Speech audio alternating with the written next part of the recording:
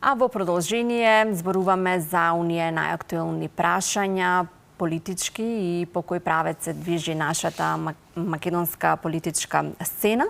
Гостин со мери во студиото е господин Цветин Целиманов, аналитичар.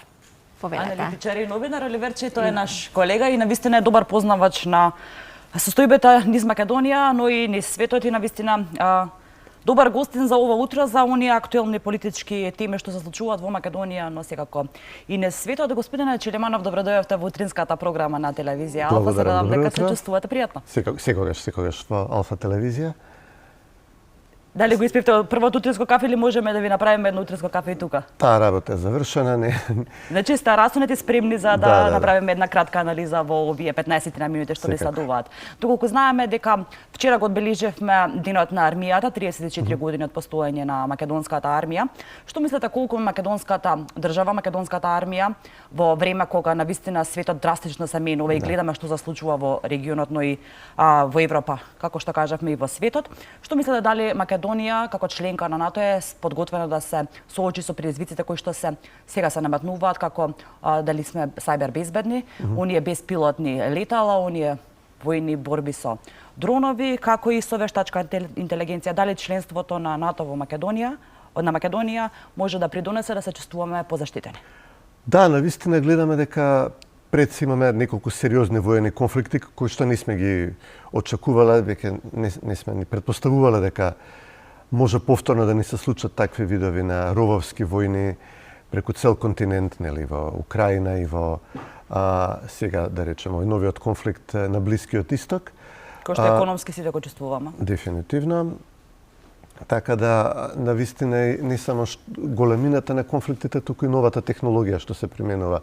Како што кажавте, е нешто на што сите треба да се прилагодат. Конкретно македонската армија практично се демилитаризираше во подминатата влада, кога практично целото тешко оружје ние го дадовме, го предадовме, останавме без тенкови, без до времето на Славјанка Петровска, мислам дека се дадоа доста од онаа тешка артилерија за помош за Украина. А тенковите целосно, тактичките летала целосно. Така да, од друга страна, нели, има сега еден нов процес на обнова на тие резерви со полесни и уклопни возила и како што кажавте сега, тоа е шанса, нели, да практично се почнува од нула, се почнува од ништо, да се применат веднаш тие нови технологии, да не се оди на минатите воени системи кои што се покажаа, нели, во новиве конфликти дека се веќе во голема мерка надминати, туку да се почне одново со дронови, со беспилотни летала. Друга важна работа што треба да се посочи, нели, можеби технологијата се менува, тактиката на војување се менува, но ние имавме напуштане на друга многу поважна работа за безбедноста на државата, тоа е сврхата на државата, кон каде се движиме. Значи, ние ги напуштивме, да речеме, основните постулати на национална држава, на идентитет, на верба сами во себе и се препуштивме на, нели, странците ќе ни кажат кои сме, што сме, како треба да размислуваме, кон каде да се движиме. Иако влеговме во НАТО технички, формално, во тој период, практично, јас сметам дека станавме помалку безбедни, бидејќи, нели, ги отворивме некои суштински етнички национални прашања во државата. Беше преголема жртвата за менување немото за влез во НАТО според вас? Апсолутно, да. Добро е што, нели, тој процес е реверзибилен, односно може да се запре, така да во моментов гледаме дека повторно се враќаме на некои стари принципи на, да речеме, на идентитетот, на припадноста кон оваа држава, кон оваа нација, а вие не можете да имате армија без чувство на припадност кон знаме, кон грб, кон нели, земјата која што, нели, војската ја брани, вие попусто ќе ги опремите со какво сакате оружје. Нема чувство на припадност, токму така како не знаат за кого се борат. Точно, така да тој проблем сега го надминуваме конечно, се враќа некоја гордост, доверба, гледаме дури на пример и пред тие прослави дека поинаку се реагираат и самите војници, гледаме. А можеме да направиме и баш една паралела. Мислам дека имаше оној период кога се славеше членството на НАТО и како се промени името. Имаше, мислам дека во времето на СДСМ имаше прослави низ цела Македонија, каде што навистина имаше атмосфера што беше жална. Бојкот, да, платени пејачи. Но немаше луѓе, сега можевме да видиме на оваа последна прослава што беше организирана дека како што кажавте и вие самиот се почувствува дека можеби се буди повторно на националното во нас и она што ние сме и дека треба да го штитиме, но кога веќе сме кај нашиот идентитет, кој што знаеме дека е загрозен и негиран од нашиот источен сусед, тука би сакала да се осврнеме и на онаа тема која што ја слушнавме и во вестите дека после долги години сите амбасадори ќе бидат повикани во Скопје и ќе се одржи една голема средба и ќе се прави стратегија за што и како правиме, ние што планираме да правиме со надворешната политика, како го оценувате овој чекор и зошто толку долго е потребна 7 години за да се соберат сите амбасадори, бидејќи знаеме дека тие се представници на нашата држава и на нашиот народ. Во времето на СДСМ, значи тоа не се направило, сега се менува времето, доаѓа време каде што ВМРО ДПМН е на власт, но сепак и тие година дена и повеќе им требаше за да се сетат да го направат овој чекор. Како го оценувате овој чекор? Па добро, веројатно во минатиот период не било потребно да се координираат амбасадорите, да им се даваат инструкции кога, како што кажавме, нели, надворешната политика имавме препуштено некој друг да ни ја уредува, друг да ни ја води, ние само, нели, срекни сме што сме присутни тука само за сликање, но без да имаш свој став, свои интереси кои што ќе ги застапуваш во тие светски престолнини. Гледаме дека некои од амбасадорите кои што беа именувани во минатиот период како размислуваат, какви позиции застапуваат овие денови, нели, во јавноста. Дури, нели, страв да те фати какви позиции застапувала кога била испратени на мисија во странство. Сега дефинитивно доаѓа до еден лом, до еден пресврт во надворешната политика, целосно од корен, нели, се напушта таа претходна политика на подчинетост. Апсолутно. И затоа веројатно и важно и потребно после толку време да се соберат амбасадорите, од кои што, нели, добар дел се уште не се ни сменети од минатата влада, да им се дадат инструкции, да бидејќи дефинитивно ние имаме одредена и македонската влада има одредена офанзива кон Брисел, кон Европската унија, кон Вашингтон претходно, гледаме дека има и сериозни промени во Брисел.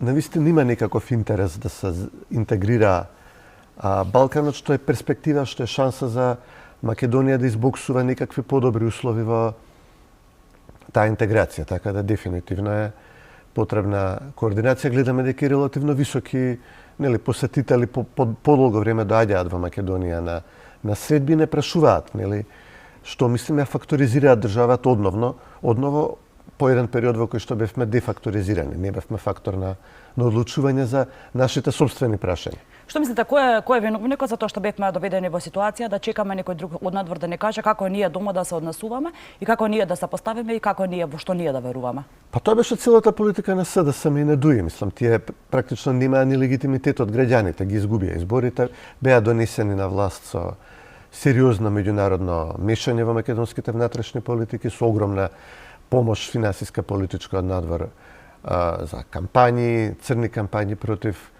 претходната власт, нели, такви, како што кажавте, позитивни, нели, платени кампањи за продавање на некаква приказна, за која што подоцна видевме дека е лажна и дека не се реализираше. Ние на пари не можат да окупат она што народот го чувствува, така што мислам дека без разлика на сето тоа и на сите тие грдни пари што беа истурени и на сите тие кампањи што беа направени, сепак македонецот остана достоинствен и сега гледаме дека, како што и вие кажавте, лека полека и се враќа она чувство и дека можеби да кажеме дека за кусо време се радеваме сите дека можеме и да ја кренеме главата повторно високо, кога сме веќе за тоа како се однесувала СДСМ, кои сега се во опозиција.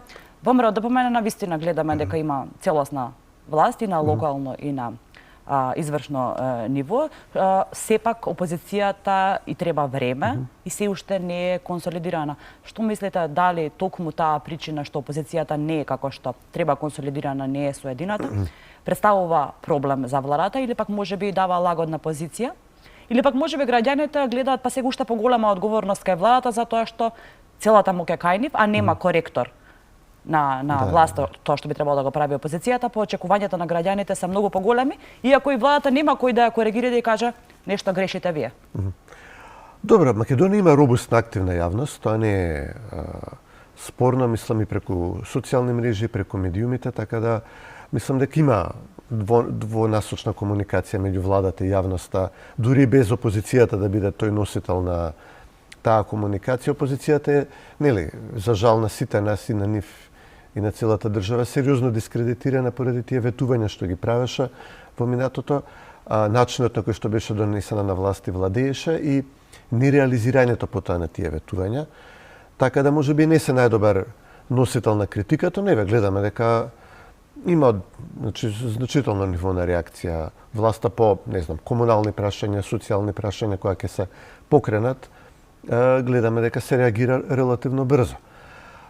Сега дефинитивно не е потребна опозицијска партија со легитимитет, со кредибилитет која што би зборувала. Не би се согласил дека власта е целосно неприкосновена во практикување на власт. Има, например, некои алатки кои што претходно сме се навикнале да гледаме владата да ги користи и злоупотребува, кои што сега не се во функција, например, судството, обвинителството. Имаме навистина многу сериозни истраги, кривични, криминални, корупцијски случаи кои што, да речеме, МВР ќе ги истражи, ќе ги документира, ќе ги обелодени, но заглавуваат во судството и потоа имаме реакција од јавноста дека власта не исполнува, не реализирала, без да се, се уште не се разбира дека, да речеме, власта е поделена и дека нема некои работи, не се... Да. Да, па и народот очекува дека сега ќе се смени власта, па сега обвинителството треба да почне да работи, иако навистина тоа се две различни сфери на интереси, не смеа да се мешаат едните на другите. Иако гледавме апсолутно мишење во мандатот. Па ние сме навикнати, господине Чилиманов, ние тоа да го гледаме и затоа сме навикнати да очекуваме сега ќе дојде друга власт, чекајте малце, обрзете ги страги, иако навистина тоа не е возможно и тоа е злоупотребување на службената положба. Времето не е кратко, само би сакала да го заокружам разговорот, кога веќе сме кај опозицијата, гледаме ние дека има и разнесување на албанскиот блок, односно на опозицијата на албанскиот блок, тоа е сега. Дуи дали е загрозена позицијата на Али Ахмети, или пак мислите и сметате дека Али Ахмети сепак ќе остане на чело на Демократската унија за интеграција, и дали се подготвува тектонски промени на албанското политичко тело? Па добро, промени се случија. После повеќе 20 години Али Ахмети не е во власта. Тоа е навистина една огромна промена во целото македонско општество со целиот тој багаж кој што го носеше Али Ахмети, од една страна прекумерна корупција, неконтролирано ниво на корупција и на злоупотреби на јавната администрација за партиски цели, од друга страна како фактор на подкопување на суверенитетот на македонската влада од внатре, како фактор кој што дефинитивно и самиот не криеше дека работи, прима инструкции од странски фактор, и да речеме тоа кулминираше со ситуации во кои што СДСМ му дозволија на Дуи, на Бујар Османи, на Али Ахмети тие да ги водат преговорите за македонскиот национален идентитет. Знаете како Чилиманов во Македонија имаше слика дека токму Дуе на власт, дека тие се носители на власта. Ние имавме пример како Димитар Ковачевски, кој што сметавме дека тој можеби не е пример, туку дека Артан Груби ја води целата политика. Пред камери што да каже на камера, мислам. Сега гледаме каде заврши Артан Груби, што мислите каде е до каде политичката кариера на Али Ахмети, дали може би се гледа крајот на политичката кариера на Али Ахмети, дали тој ќе замине во политичка пензија или пак се уште ќе остане на чело на мала речица? Дефинитивно добро и за албанските граѓани во Македонија таа приказна да заврши како што почна на тој катастрофално трагичен начин на кој што почна, да заврши што поскоро, премногу долго траеше и за државата и за македонските и за албанските граѓани во државата.